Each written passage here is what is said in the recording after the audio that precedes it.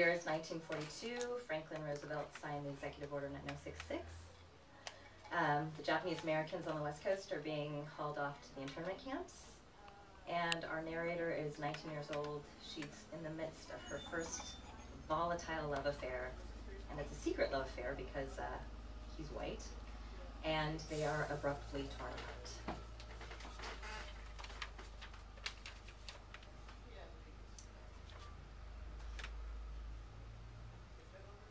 We pass along the desert floor.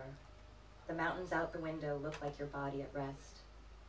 I am aware with each mile that we are pressing farther into the darkness of the banished, the unheard. As though the hours cloak us with heavier and heavier shrouds of shame, so we shall be buried in them with no one remembering who is underneath. Just as you and I unmasked each other in the darkness, stripped ourselves of clothes, of language, and layer after layer our outer husks fell away, and the glow of our authentic selves began to illuminate the room, until finally we were naked and luminous unto each other. So now I am forced back into the darkness, as though back into the womb of innocence, but in this case, my Father's womb, as he protects me from myself and himself.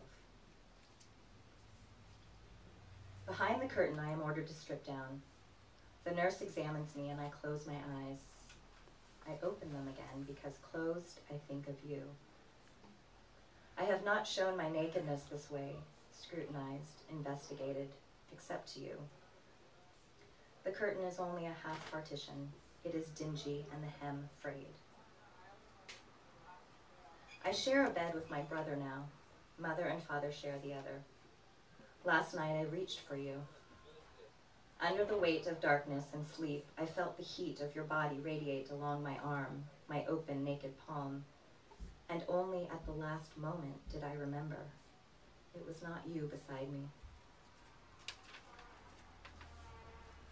The other girls wonder what is wrong with me. There is no sense in mourning now. It cannot be helped. They move on. We all should. They curl their hair and press their dresses just the same. I should smear waxy red lipstick across my mouth and smile as they do. Weave macrame doilies and contribute my breath to the fluttering laughter above our heads. Pass the time. Let these things consume me instead of you. I think of our last morning together, the length of your body sprawled beside me, how I studied you, naked and beautiful, your large, soft belly lifting peacefully, your thighs and hips soft and prone, asleep, your chest with the tiny pink mouths I love to lick. I curled into you, and even in sleep your arms wrapped instinctually around me. I kissed the soft skin of your throat, bit at your jaw.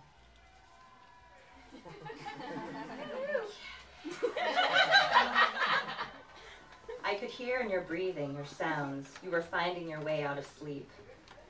Slowly my fingers slid down and found you. You moaned as I held you, and warm, quiet tears slipped down my face. At first I could not breathe for the letters you sent, your thoughts of me in your room alone. It was torture to know this and have you so far from me, but still you brought pleasure.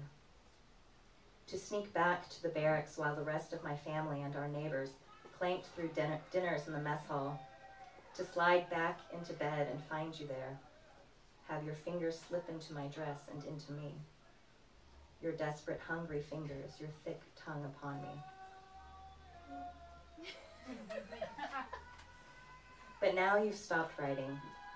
I could sense in your letters this was coming, and there was nothing I could do, trapped beneath the eyes of the tower guards, nothing but feel you slip away.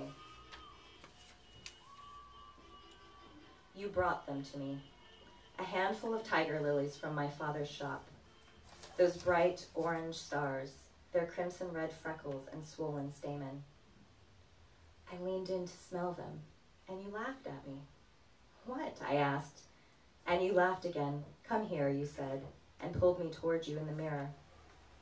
Red chalk lines scrawled around my face. You kissed them away and took red upon your lips. Your fingers violently plucked a stamen off. The lily quivered in response, and you held the red velvet wand between your thumb and forefinger.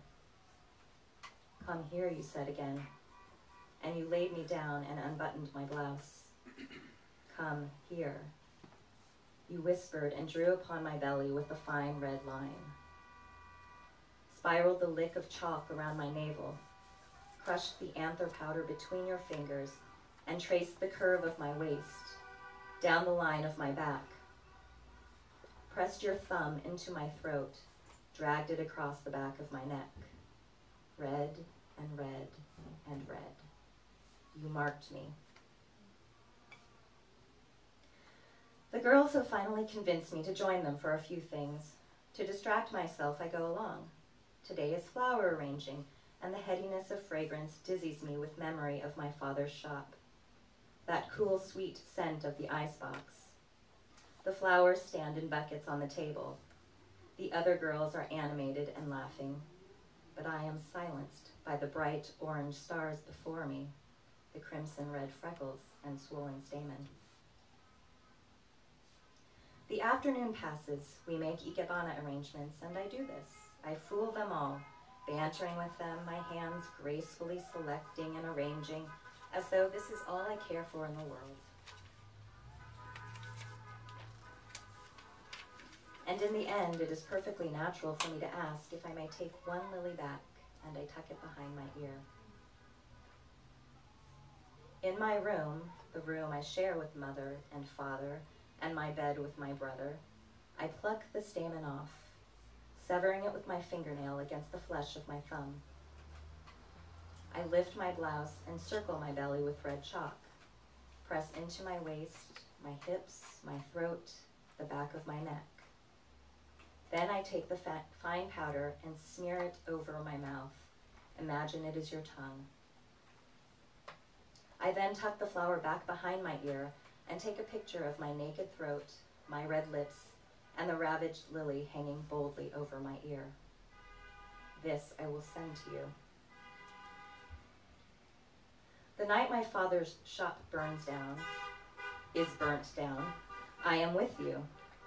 It is our first night together, and your fingers enter me with flames. The wood-paneled walls are licked with fire. My father's name melts in long trails of paint. Buckets of water boil the flowers alive, and their petal heads snap and wilt like melting skin. Paper leaves float up with ember lines snaking across them just as they turn to ash. There is a boy here who intrigues me. He is tall like you and big like you. He is strange to me and fascinating. I was with him last night. Took him to my room as I once took you. Laid him down beside me on our blanket, on the blanket where I've held you, and I held him. Cradled him to my breast and watched his strong, thick legs twist with desire, the way yours did. I was not with him, though. I was with you.